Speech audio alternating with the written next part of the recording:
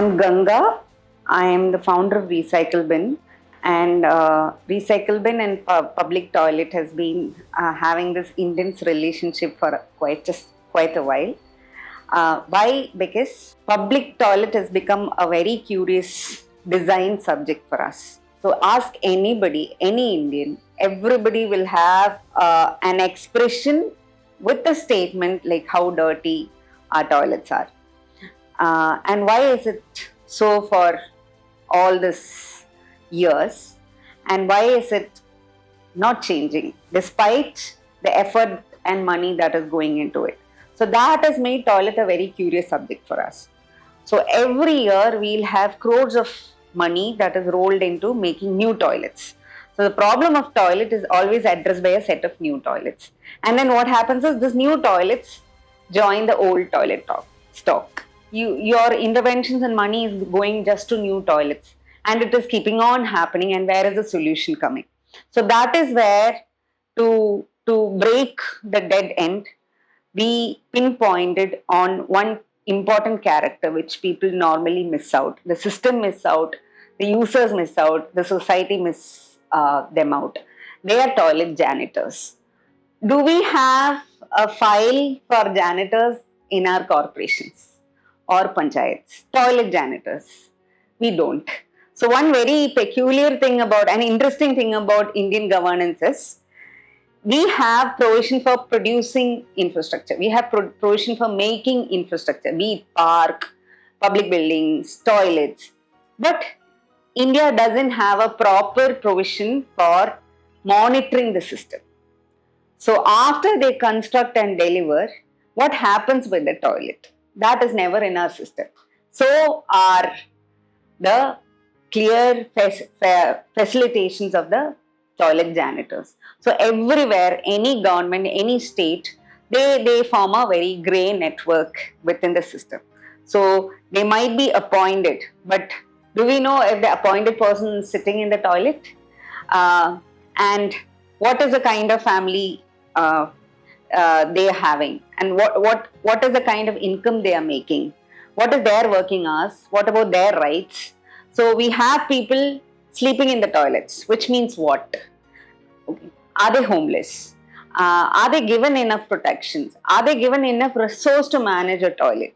You are making a system where a corporation can easily go and maintain this toilet. Why it is very valid is, whatever Indian government is making, toilet is the one that is acquiring maximum damages at short time.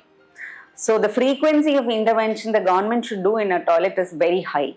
So what does government have for this? Government has a process where they tender, they wait for the damages to accumulate, then they go for a tendering process, and then they come to repair. Here what happens is, in that this time is enough for a toilet to be defunct. That is why we are looking at more defunct toilets. So what Repair Cafe does is, it works on this time that is delayed for a toilet to become defunct. So in this time, whatever the frequency of repair work, the Repair Cafe will go engage in two ways. One, in repairing the construction related damages. For example, a tap is broken, a tile is broken. Second, they are going to make the work of a janitor much easier. So that is where we are introducing another system that is supporting the janitor in cleaning. So that is where the deep cleaning infrastructure and team comes in.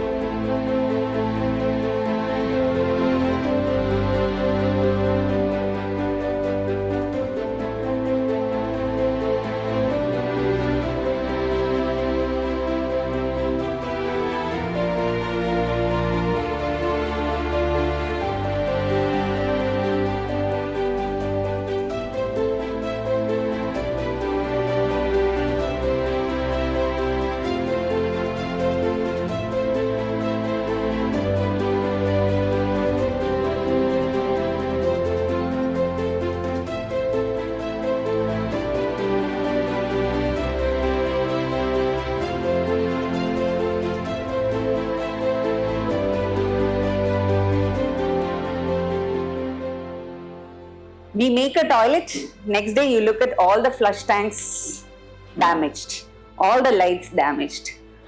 And it's not a crime. It is like the innate nature of human beings expressed in toilet. So we started, targeting that innate nature in the toilet with the community. So then we started targeting that. So what if we celebrate toilets with the community who owns the toilet? Bring them back to toilet and show a different body language and different rituals in the toilet. What we need is new rituals. So when we're looking at new system called Repair Cafe, from the community side, we need new rituals in the toilet. So in a temple, we never break the ritual. Democracy wall, which is about you giving space for people to express themselves.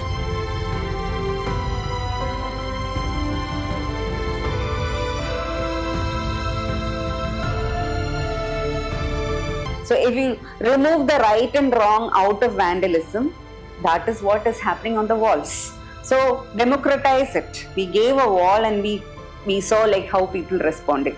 So maybe in a toilet, what we write, when it becomes like you can write it, then the body language changes. Then you are looking at people thinking and writing. We had an experiment where we had a play staged in the toilet, where you are having a character coming and then highlighting whatever is your body language when you use the toilet the way it is as of now. And then you are looking at a community responding to it. When you are looking at more ownership from the community, when you are kind of provoking them through different art forms. So here what is relevant is when you take toilet and then you talk to community, what is the medium of language is always art. So democracy wall is an art form. The idea of reflection is an art form in the space. Then you staging a play in a toilet.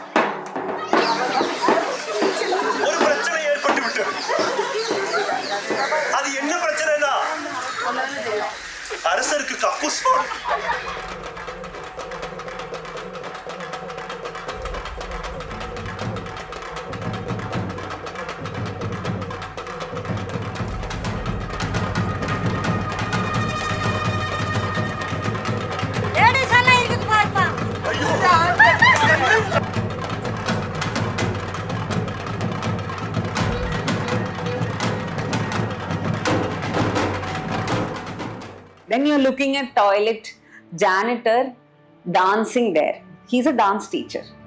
Then you're looking at kids participating through art.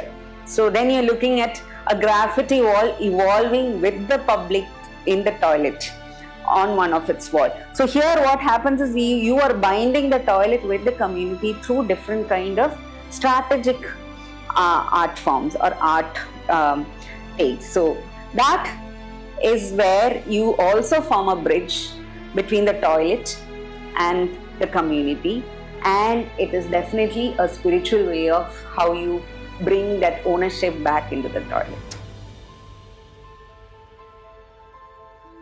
When we work the Repair Cafe, so the Repair Cafe, the money is going to the laborers directly. Likewise, you have a revenue chain that functions in the products to clean the toilet. So where we introduced a self-help group from an initiative called Swiyam, and they have a product called Kare. Kare comes in and then they are providing products to clean the toilets.